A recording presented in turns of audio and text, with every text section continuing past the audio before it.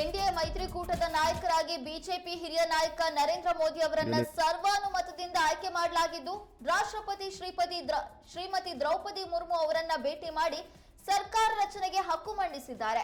ನರೇಂದ್ರ ಮೋದಿ ಅವರ ಜೊತೆ ಹಲವು ಸಂಸದರು ಸಂಪುಟ ಸಚಿವರಾಗಿ ನಾಳೆ ಅಂದ್ರೆ ಜೂನ್ 9ರಂದು ಸಂಜೆ 7:15ಕ್ಕೆ ರಾಷ್ಟ್ರಪತಿ ಭವನದಲ್ಲಿ ಅಧಿಕಾರ ಮತ್ತು ಗೌಪ್ಯತೆಯ ಪ್ರಮಾಣ ವಚನವನ್ನು ಸ್ವೀಕರಿಸಲಿದ್ದಾರೆ. ಹಲವಾರು ನೆರೆಯ ರಾಷ್ಟ್ರಗಳ ಮುಖ್ಯಸ್ಥರು ಸೇರಿ ಸಾವಿರಾರು ಮಂದಿ ಗಣ್ಯರು ಪ್ರಮಾಣ ವಚನ ಕಾರ್ಯಕ್ರಮದಲ್ಲಿ ಭಾಗವಹಿಸಲಿದ್ದಾರೆ.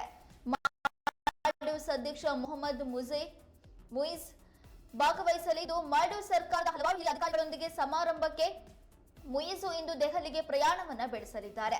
ಬಾಂಗ್ಲಾದೇಶ, ಶ್ರೀಲಂಕಾ, ಭೂತಾನ್, ನೇಪಾಳ, ಮಾರಿಷಸ್ ಮತ್ತು ಸೀಶೆಲ್ಸ್ ಸರ್ಕಾರಗಳ ಮುಖ್ಯಸ್ಥರು ನರೇಂದ್ರ ಮೋದಿ ಅವರ ಪ್ರಮಾಣ ವಚನ ಸಮಾರಂಭಕ್ಕೆ ಆಹ್ವಾನಿಸಲ್ಪಟ್ಟಿದ್ದು, ನೆರೆಹೊರೆಯ ದೇಶಗಳಲ್ಲಿ ಪ್ರಮುಖರಾಗಿದ್ದಾರೆ. ಭದ್ರತಾ ವ್ಯವಸ್ಥೆಗಳ ಕುರಿತು ಚರ್ಚಿಸಲು ಹಲವು ಭದ್ರತಾ ಸಭೆಗಳನ್ನು ಕೂಡ ನಡೆಸಲಾಗಿದೆ. ವಿದೇಶಾಂಗ ವ್ಯವಹಾರಗಳ ಸಚಿವಾಲಯದ ಅಧಿಕಾರಿಗಳು ತಿಳಿಸಿರುವಂತೆ ಮಾಲ್ಡೀವ್ಸ್ ಅಧ್ಯಕ್ಷ ಮೊಹಮ್ಮದ್ ಮುಯಿಜು, ಸೆಷೆಲ್ ಉಪಾಧ್ಯಕ್ಷ ಅಹಮದ್ ಅಫೀಫ್, ಭೂತಾನ್ ರಾಜ ಜಿಗ್ಮೆ ಖೇಸರ್ ವಾಂಗ್ಚುಕ್ ಮತ್ತು ಮಾರಿಷಸ್ ರಾಷ್ಟ್ರದ ಮುಖ್ಯಸ್ಥರು ಪ್ರಮಾಣ ವಚನ ಸಮಾರಂಭದಲ್ಲಿ ಭಾಗವಹಿಸಲು ಬರ್ತಾ ಇದ್ದಾರೆ ಎನ್ನುವ ಮಾಹಿತಿ ಲಭ್ಯವಾಗಿದೆ.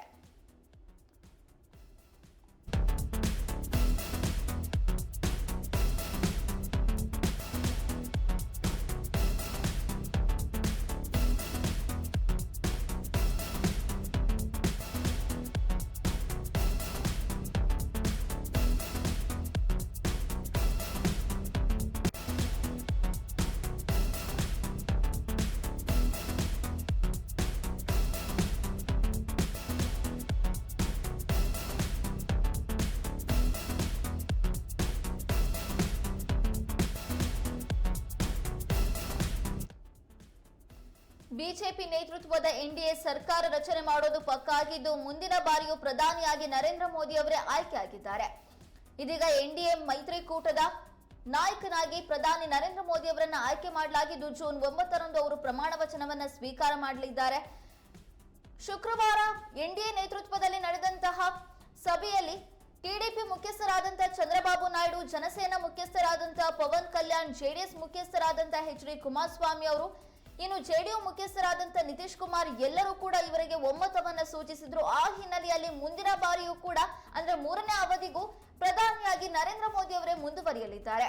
ನೆಹರು ನಂತರ 3ನೇ ಬಾರಿಗೆ ಪ್ರಧಾನಿ ಆಗ್ತಾ ಇರುವಂತಹ ಏಕೈಕ ನಾಯಕ ಅಂದ್ರೆ ಅದು ನರೇಂದ್ರ ಮೋದಿ ಅವರಾಗಿದ್ದಾರೆ.